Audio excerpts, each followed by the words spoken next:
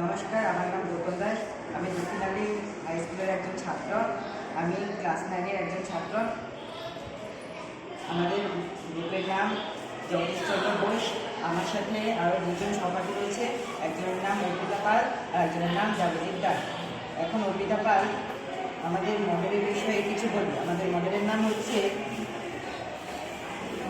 Farming home made of agriculture. নমস্কার বন্ধুরা, আমরা আজকে farming house model of agriculture বিষয়ে কিছু আলোচনা করব। আমরা এখানে সামার সিজনে যেসব শস্য চাষ করা হয় সেই শস্যের ব্যাপারে জানব। প্রথমে এখানে আমাদের আসছে বেগুন, যেটা আমরা সামার সিজনে মানে গ্রীষ্মকালে চাষ করে থাকি।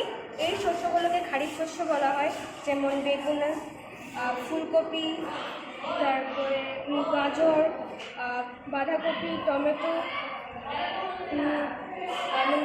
গাজর, এরকম মধ্যে অনেক কিছু আছে।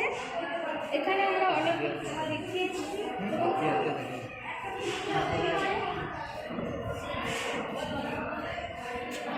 আমরা এখানে আজকে খারিফ শস্য সম্বন্ধে আলোচনা করছি।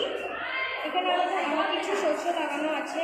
তোমরা দেখতে পাচ্ছ যে এখানে অনেক কিছু লাগানো আছে, সেটা সামার সিজনের সব কিছু হচ্ছে মানে গ্রীষ্মকালের। তো এখানে আমরা দেখতে পাচ্ছি যে এখানে আমরা কৃষক কাজ করছে জমিতে, এবং গরু এখানে ঘাস খাচ্ছে, ছাগল, অনেক কিছু আছে।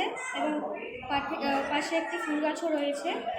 তো এখানে পাশে একটি কুয়ো রয়েছে, যার সাহায্যে আমরা জলসেচের মাধ্যমে প্রতিটি ক্ষেতে জল দিচ্ছি। দেখতে পাচ্ছ তোমরা পাইপের সাহায্যে এটা আমরা দিয়েছি।